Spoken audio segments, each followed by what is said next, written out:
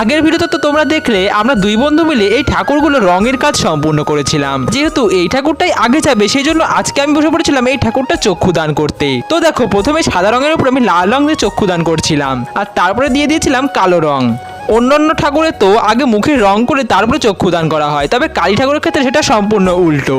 তো চক্ষুদান হওয়ার পরে ঠাকুরটাকে দেখতে কিন্তু এরকম লাগছিল, আর এর বেশ কয়েক ঘন্টা পরে ঠাকুরটাকে পুরো বার্নিশ করে নিয়েছি, যার ফলে ঠাকুরের গাটা এরকম চকচক করছিল। আর এখানে আমি চুলগুলো সমস্ত রেডি করে নিচ্ছিলাম ঠাকুরকে পরানোর জন্য। আর এটা ছিল মায়ের বুকের গয়নাটা। তো এরপর আমি সমস্ত গয়নার মধ্যে এভাবে আঠা লাগিয়ে নিলাম, তারপরে গয়নাগুলো একে একে মাকে পরিয়ে দিলাম, তারপরে পরিয়ে দিলাম এই চুলগুলো, আর এরপরে আবার মহাদেবের চুলগুলো লাগিয়ে নিলাম।